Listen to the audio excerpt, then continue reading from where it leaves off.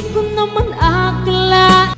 Narito tayo ngayon upang matunghayan ang napakainit, nagbabaga at talaga namang usap-usapan at maraming pinakainaabangan na issue ni Ate Erica. Sa pagpapatuloy ng ating istorya ay sinasabi nga ni Kalingap Val Santos Matubang na ang mga tao daw at ang mga Kalingap Angels o mga tao na tutulungan ng Kalingap ay sagana daw talaga yan sa tulong. Kung hindi man sa pera ay sa mga pagkain at package na pinapadala ng mga sumusuporta sa kanila dahil din sa pag-vlog sa kanila ng Kalingap. Kanay, may iyo ka na? Ano napakaswerte mo naman? Mayroon ka ng monthly allowance, may pabigas, may papackage, tapos may iyo na? Abay, saan ka makakita ng ganon? Kumplito ng maray, may iyo pa, tapos may allowance? Abay, abusadong maray na ini, hindi po pwede. So, marami po mga nagpapawakwak. Ini po mga kaibigan, no? Sino ang leader? Bakit nawakwak ining grupong ini? Si Erica. Scout ba ini ni Royal of Malalag? Mga kaibigan. Hindi nakatiis itong si Tita kasi inggit.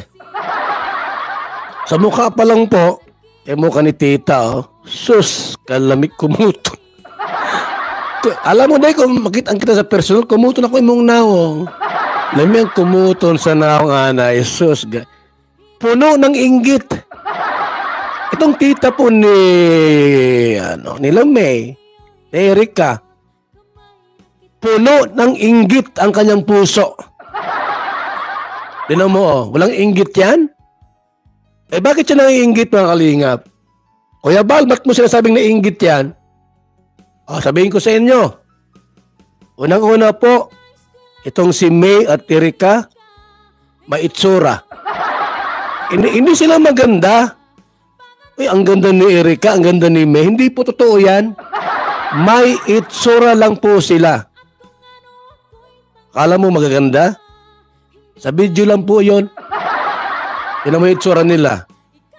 Ikumpara mo sa totoong maganda. Alam mo, ni Beyonce. Sus, wala sa kalingkingan.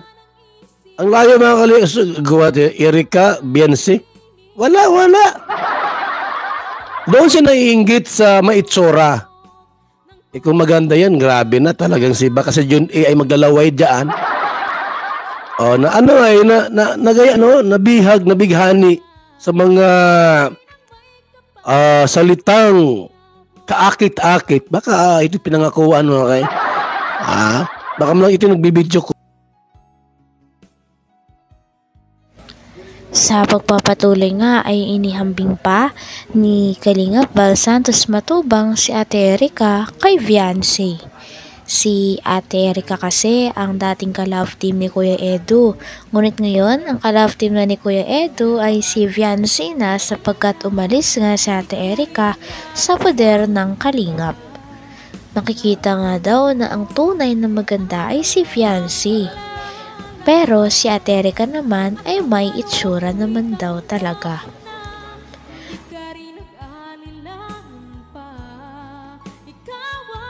Baka ito pinangakuan mo kay. Baka mo lang ito nagbibidyo call baga. Hindi mo alam nagbibidyo call ini. Nabighani baga si John A. Yung pirang pinagkatiwala kay Kalingap Rab na kalahating milyon. Binawi.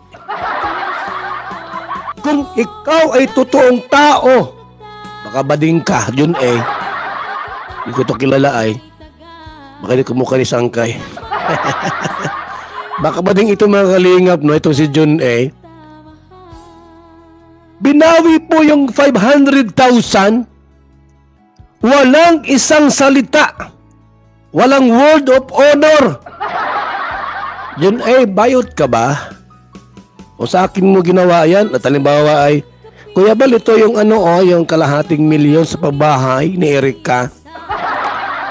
Hindi mo na mababawi sa akin yan. Bakit po? Re-resibuhan kita ng foundation. Okay, sampal kong resibo sa mukha mo, Jun A. Masabi ka, ay, Kalingap Rab. Bakla talaga. Kalingap Rab, kukunin ko yung kalahating milyon. Mabait si Kalingap Rab, mga kaibigan. Ubod ng bait. Wala siyang sasabihin. Bakit po? Hindi po. Ibibigay niya. Kung sa akin yon, sampal kong resibo sa'yo. Kalahating milyon? Babawiin mo? Hindi mo na makuha sa akin yon. Kahit idemanda mo pa ako, resubuhan kita ng back to back. Pasalamat ka at kay Kalingap Rab mo binigay yung 500,000, yung kalahating milyon. Bakit na bago pong isip, mga kaibigan? Noon po, sabi ko, bakit binawi? Anong dahilan? Mayroon bang something? May mali ba sa amin sa Kalingap? Bakit babawiin yung kalahating milyon? May nagsulsul ba? At binawi yung pera? Isang malaking katanungan po, mga Kalingap, mga kaibigan. Kung bakit binawi. Yun pala po. Sabi nga ni Kalingap Val Santos Matubang na marahil ay inggit lang daw talaga ang tita ni Ate Erica at ni May kay Ate Erica at kay May. Ito ay una sapagkat magaganda daw ang dalawa niyang pamangkin.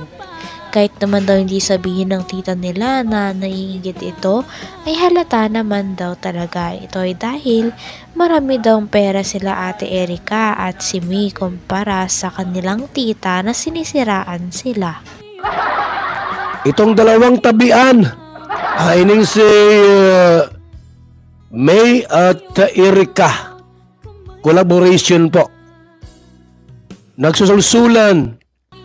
Hindi sinama itong si tita. Dapat isinama si tita.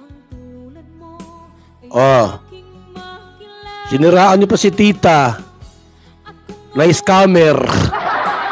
Tuloy, lumabas yung bahaw ninyo. Yung mga po, mga kaibigan, no? Yung mga pinagsasabi po inuing si tita ni Erica at ni May, lahat ng baho ninyo ilalabas niya. Dahil sa inggit. Inggitira ka ay. Yung mukha mo, di mapagkatiwalaan. Kung totoo yan, Kuya Bal, hindi ako nainggit doon sa dalawa. Ano ako? Ni 5 wala akong nakatanggap. Inggit ka lang. Inggit yung mukha mo. Kumuto na ako yan. Kung hindi ka nainggit, sige daw. I-text mo ako. 0929-113-2469. Kung di ka naiinggit. Nagulang ko. Yan o. Kapal ng muka. Yan o. At yung sinasabi pati din niya na Data yan. kami nakapalibot kay Erica. Kupal ng aso, never kami nagpalibot dyan kay Erica. Diyos. Missing kong duling, wala. Wag mo akong... Ay, pumuto ng mukha. Naong ni mo, day. Ni 5 duling, wala kaming kunuha. Inggit ka lang. Ha? Bigyan mo tuwa. Kaya wag niyo kami sasabihan na nakapalibot kay Erica. Hindi kami pinalaman niya sa palad niya. Kaya wag na wag niyo yung sasabihin. Dahil umpisa pa nang makuha si Erica na ma-vlog yan si Erica, sama-sama kami dito. Sino ang nagagastos ng gastusin sa bahay? Sino ang nagpapakain sa kanila nung wala pa sila? Sino? Ikaw? Kaya wag kayo magawa-gawa ng buwang na. dada ng dada na wala namang kayong mga alam. Wala nang alam. Ha? Naninimot kayo ng mga balita na mali-mali. Sino yung... Mga sinungaling. Hanggang dito na lamang muna ang ating napakainit, nagbabaga, pinakainaabangan at usap-usapan na latest issue ni Ate Erica.